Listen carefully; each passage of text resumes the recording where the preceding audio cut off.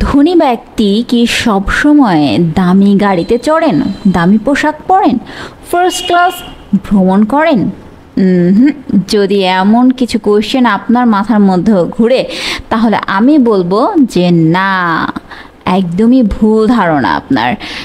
একদমই ভুল ধারণা এই কারণে যে সকল ধনী ব্যক্তিরাই কিন্তু সবসময় ঠিক এই লাইফস্টাইল লিড নাও করতে পারে।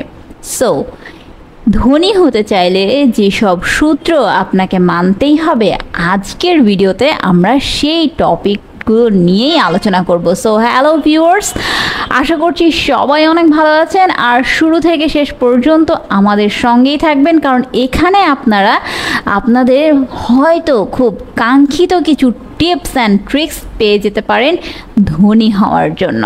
সো চলুন আর কথা না বাড়িয়ে আমরা আমাদের মূল টপিকে চলে যাই। ধনবান মানুষ সবাই মিতব্যয়ী। তারা প্রতি রাতে বাইরে হোটেলে রেস্তোরাঁয় খেতে যান না। কাউকে উপহার দেওয়ার সময় কিন্তু তারা অনেক কিছু চিন্তা ভাবনা করে তারপর একটা উপহার কিনে তারপর সেটা গিফট করেন। তারা টাকা পয়সা এভাবে হেলায় ফেলায় অপচয় করেন না, তারা সঞ্চয় করেন। ছোটবেলা থেকেই তাদের মধ্যে সঞ্চয়ের অভ্যাসটা গড়ে ওঠে। ছোটবেলায় প্রথম টিউশনি করে কিংবা ধার করে কিংবা কারো হাতে মেহেদি লাগিয়ে যে আয়টা তারা করেছেন, সেখান থেকে কিছুটা টাকা তারা সঞ্চয় করতে শুরু করেন। আর বড় হয়েও এই অভ্যাসটা কিন্তু তারা বজায় রাখেন। তো কমেন্টে অবশ্যই জানাবেন কাদের কাদের এই ধরনের ছোট ছোট আয় থেকে সঞ্চয় করার অভ্যাস রয়েছে। অবশ্যই আমাদের সাথে শেয়ার করবেন। এমন ধনী ব্যক্তিও আছেন যারা অনেক দামি গাড়ি ব্যবহার করেন না।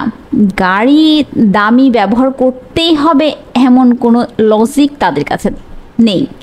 সুতরাং গাড়ি একটা থাকলেই হইল, আবার অপ্রয়োজনেও কিন্তু তারা অনেক গাড়ি কিনে রেখেছি ব্যাপারটা তা না। অপ্রয়োজনে তারা গাড়িও খুব কম কেনেন, এক আধটা এনাফ। একাধিক অনেক ধনী ব্যক্তি আছেন যারা অনেক বেশি দামি গাড়ি ব্যবহার করেন না। একটা দামি গাড়ি থাকতে পারে, তবে অপ্রয়োজনে অনেক বা একের অধিক গাড়ি কিন্তু তারা কেনেন না। এক ধনী ব্যক্তি জানিয়েছেন তারা বিমানে প্রথম শ্রেণীর টিকিট কাটতে চান না। একজন ধনী ব্যক্তি বলেছেন যে মাত্র কয়েক ঘন্টার জন্য লাখ লাখ টাকা বেশি খরচ করার কোনো মানেই হয় না। সবাই তো সেই একই গন্তব্যে পৌঁছাবে। তাহলে চিন্তা করুন যে তাদের চিন্তা ভাবনাটা কোন লেভেলের। তারা ভবিষ্যতের জন্য বিনিয়োগ করতে পছন্দ করেন, তাদের ভবিষ্যৎকে তারা নিরাপদ করতে চান। ধনী ব্যক্তিরা জানেন মাসে বেশি টাকা আয় করা মানে ধনী হওয়া নয়। মাসিক আয় বেশি আর সম্পদশালী এই দুটো ভিন্ন বিষয়। কাজেই তারা সম্পদ বানানোর চেষ্টা করেন, অর্থাৎ সম্পদ বানিয়ে সেটাকে আরও বৃদ্ধি করার চেষ্টা করেন।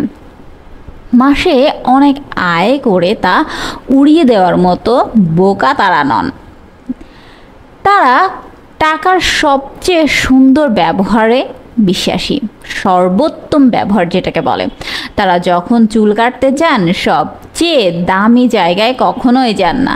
একজন ধনী ব্যক্তি বলেছেন, আমি ডিসকাউন্ট বা মূল্যহ্রাসের সুযোগ সবসময় গ্রহণ করে থাকি। আর একজন ধনী ব্যক্তি বলেছেন তিনি ব্র্যান্ড বা নাম দেখে জিনিস কেনেন না। তাহলে কি করেন, কেন করেন? তিনি নামের জন্য কখনোই বেশি টাকা খরচ করায় পক্ষপাতী নয়, বিশ্বাসও করেন না। তিনি বিশ্বাস করেন নিজের যে জিনিসটা কিনবেন সেই জিনিসটার যেন গুণগত মানটা ভালো হয়। যদি কম দামে ভালো জিনিস পাওয়া যায় তাহলে শুধু নামের জন্য বেশি দাম কেন দিব? এই হলো তার কথা। এরকম অনেক ধনী পাওয়া যায়। অর্থাৎ এই ধরনের ধনী ব্যক্তি কিন্তু একটু আশেপাশে খুঁজলেই পাওয়া যাবে। সো এগুলো থেকেও কিন্তু আমাদের শিক্ষা নিতে হবে। ছোটোখাটো অপচয় তারা কিন্তু এড়িয়ে চলেন। দামি দোকানে কফি না খেয়ে টাকাটা বাঁচানো যায়। তা দিয়ে বড় কিছু করা যায়, যেমন বেড়ানোর জন্য টাকা জমানো যায়। জীবনযাপনে ধনাঢ্য ব্যক্তিরা সাধারণত অনেক মিতব্যয়ী হন, যেমন তারা বাসায় রান্না করে খান, নিজেদের বাগানে সবজি চাষ করেন। আর শো অফ করতে তারা পছন্দ করেন না, শো অফ করেন না, দেখিয়ে বেড়ান না যে আমার এত আছে, আমার অত আছে। টাকা পয়সা, অর্থ সম্পদ এগুলো শো অফ করেন না। বড়লোকি দেখানোর জন্য বেশি বেশি খরচ না করে বরং টাকাটা নিজের দক্ষতার জন্য খরচ করতে পছন্দ করেন, নিজের জ্ঞান বাড়ানোর জন্য, প্রশিক্ষণ নেওয়ার জন্য খরচ করে থাকেন। ধনী ব্যক্তিদের প্রচুর অনুরোধ সামলাতে হয়, লোকে বিভিন্ন জায়গা থেকে সাহায্য চায়, তারা সাহায্য করেন কিন্তু চাহিদা মাত্রই সাহায্য করেন না।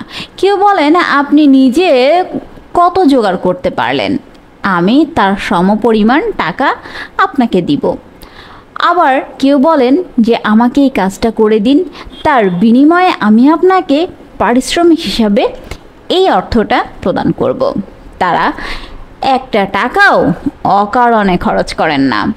দান করার সময় হয়তো উদার হস্তে দান করেন, কিন্তু লেনদেনের সময় তারা প্রতিটা পয়সা পাই টু পাই হিসেব রাখেন।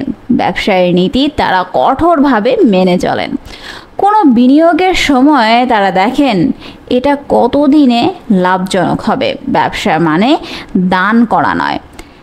যে ব্যবসায় লাভ হয় না তারা সে ব্যবসা মোটেই করতে চান না। কেন? কারণ সেই ব্যবসাটা অবশ্যই টিকবে না।